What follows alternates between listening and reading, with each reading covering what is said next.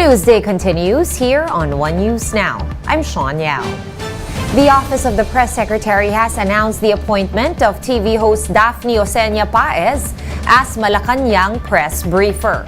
To tell us more about this, we have Maricel Halili joining us over Zoom. Hi, Mase. Good afternoon. First off, what is the role of a Malacañang press briefer and how is this different from the presidential spokesperson? Hi, Sean. Ms. Daphne Oseña-Paez clarified that she won't be the presidential spokesperson. She said that as media press briefer, her mandate is to amplify whatever the message of President Bongbong Marcos and the programs of the government. So in short, she will simply report the government program. She will be giving a briefing, especially during the time or after cabinet meeting, to inform the people what happened during the cabinet meeting. All right, so just to clarify, Mase, for example, you're of course our Malacañang press corps correspondent. You would be liaising directly with Ms. Paez. Well, it seems to be that way, but I'm not sure if she can answer questions with regards to Malacañang issues, because earlier today, we or some of the reporters tried to ask specific topics, specific questions, particularly about the West Philippine Sea and the passing away of CPP founder Joma Sison, but they actually refused to give answers to those questions. And they clarify that she is not a presidential spokesperson, but simply a media press briefer. So she will simply amplify whatever the message of President Bongbong Marcos or whatever the government wants the people to know. All right, so having said that, Mase, how often do we get to see the new palace briefer? Would she be the one holding the press briefings for the press corps? And is her post considered a secretary level or a USEC level or an ASEC? I asked that earlier, Sean. I asked whether we should address her as undersecretary or assistant secretary. But Ms. Paez simply said that we just have to call her Daphne. So it means that she is not appointed as an undersecretary or assistant secretary, but simply a media press briefer. Based on her statement earlier, she said that we can expect her to give a briefing every Tuesday, every after cabinet meeting. So I assume that she will report to the media, she will report to the public the conclusions or the agenda of the cabinet meeting. By the way, what happened earlier today during the cabinet meeting, they have 11 cabinet secretaries reported before President Bongbong Marcos. And Ms. Daphne Paez said that this will be the last cabinet meeting for this year. So other cabinet secretaries will be reporting their accomplishments probably by next year already. All right, thanks for clearing that up, Mase. Moving on now to another matter, this one having to do with the DICT. We have Secretary of Information and Communications Technology, Ivan Uy, of course, present in that briefing that you just mentioned, where 11 secretaries presented. What issues did Secretary Uy touch on? Well, as we all know, Secretary Ivan Uy already announced that they will start the implementation of the SIM card registration law on December 27.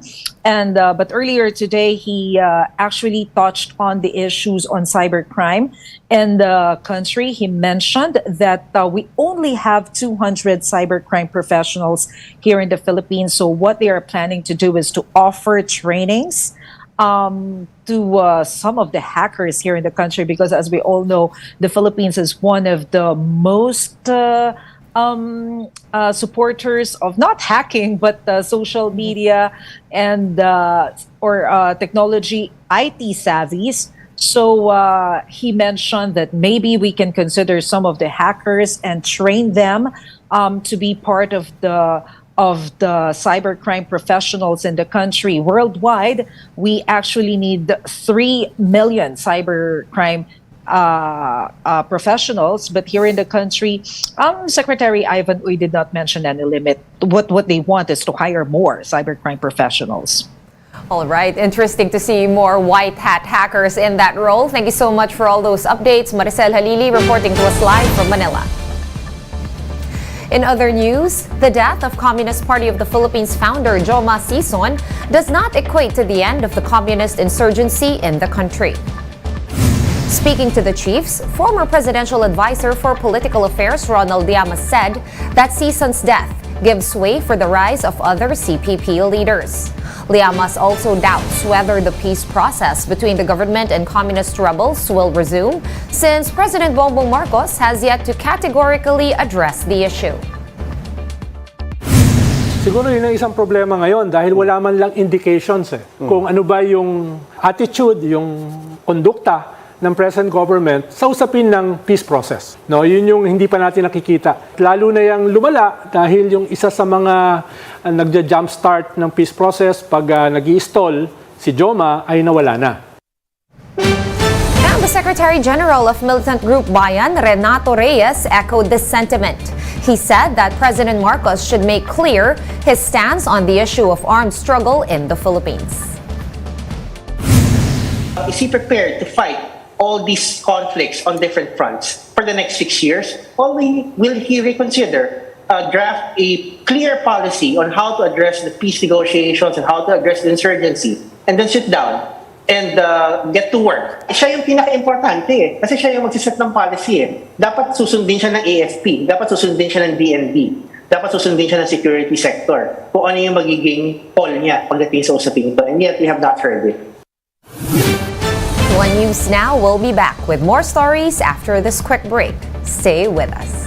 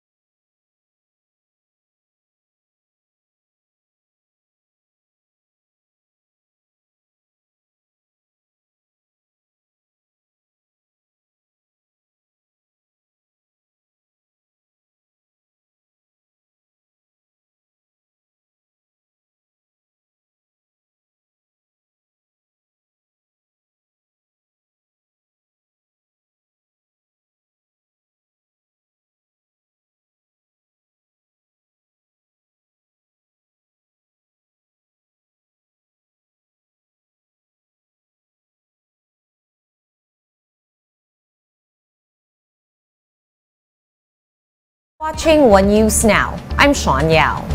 The Agriculture Department is defending the move extending tariff cuts amid backlash from some agri groups. Shaila Francisco with the details. Pork products like lechon and ham are staples during Noche Buena season. But based on the Agriculture Department's latest price monitoring, pork prices remain high. Liempo still costs close to 400 pesos per kilo, while pork shoulder could cost up to 330 pesos. The DA, though, is hopeful that prices will not increase further, especially after President Bongbong Marcos approved the NEDA Board's recommendation to extend Executive Order 171, which lowers tariff for imported pork and other agricultural products. Aside from pork, lower tariff will be retained for rice and corn, while coal will have 0% tax. With this, importers are expected to bring in more of these products to the country at lower prices. Yun talaga ang ating target, no? To really increase production, supplement it only with importation para nga at the most ma-stabilize natin ang prices. Siguro this is just a very rough projection, no?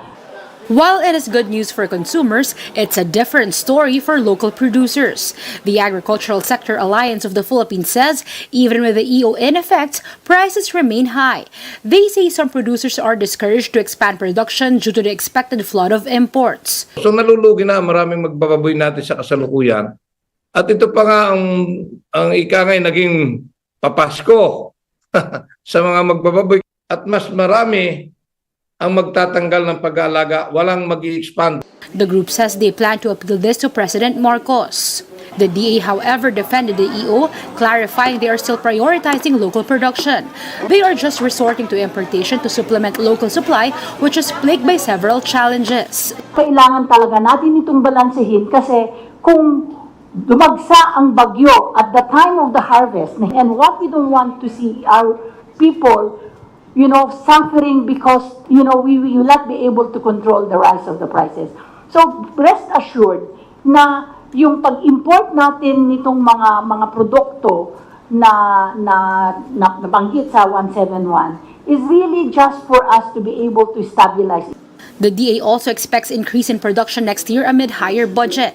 The agency assures the public that there are no expected shortage in some products next year. First time that we'll be seeing significant increase in the budget of the Department of Agriculture by more than 40%. You will see significant increases sa budget which will be translated into higher production for next year. Shaila Francisco, we are One News. The tourists are flocking to Boracay Island as the holidays near. Jenny Dongon with the story. More than 300 establishment accommodations are all set to welcome tourists in Boracay Island this holiday season. Business owners have also prepared more surprises for the upcoming Christmas and New Year. Each hotels naman nagprepare ng kailang gala night dinner, especially on the 31. I've said before, there are 12 sites for fireworks display, and these 12 sites, may mga hotels din, respective hotel na sa harapan niya. Tour guides are also happy with how the crowd in Boracay is turning out. Crystal Kayak Guide Mang Ibrahim said that his Christmas will be finally merry after 2 years. Merry na ma'am yung Christmas kasi meron na kaming panghanda. Sa ngayon ma'am, medyo maganda yung kitaan ngayon kasi maraming turista na pumupunta. Lalo na siguro sa Christmas. Yes, may handa. Anong handa nyo ngayong Christmas? May pampansit na ma'am. Baka may lechon pa. Okay. We also chance upon first-time visitors who will be celebrating their holidays on the island. Masaya, maganda. Oo. Talaga, nakikita ko lang po ito sa TV, sa FB. Pero ang Boracay, wow! Maganda. Hindi kami inaya.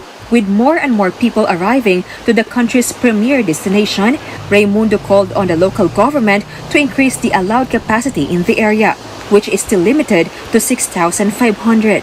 The Taiwanese will be coming over by December 29. Magkakaroon po ng mga chartered flight coming from direct flight, no? From Seoul and galing diretso ng Calibo. Nagre-request din, no? Na kung pwede sana increasean yung carrying capacity namin. Kasi kung sa local lang, na-achieve namin eh. Lumalampas pa nga. At para naman ho kami makabawi rin sa negosyo. Well, kung pwede nga pa, kung 30,000, why not? Di ba? 30,000? Oo. Kaya naman. Kaya naman. Dahil nga, kasi, hindi nyo nagdadagsana yung mga... na-rehabilitate ng Boracay eh.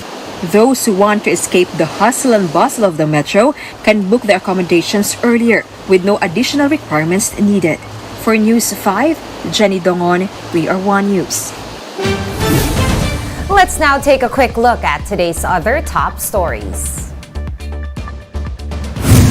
The Social Welfare Department is offering free birth registrations for Indigenous people. The move aims to give more IPs access to social welfare programs and government services. The Securities and Exchange Commission has launched a probe into the possible insider trading of PLDT shares. On Friday, PLDT shares were sold off ahead of the company's disclosure that it will restructure management after the discovery of a significant budget overrun. And a majority of Filipinos are entering 2023 with hope, according to a survey by Pulse Asia. The survey states that 9 out of 10 Filipinos are optimistic as they usher in the new year. For more updates, visit News 5, The Philippine Star, and Business World online. Visit our website, onenews.ph, for more in-depth analysis. You can also catch One News on Signal Play. Register for a free account at www.signalplay.com and stream One News Live anytime, anywhere. I am Sean Yao. We are One News.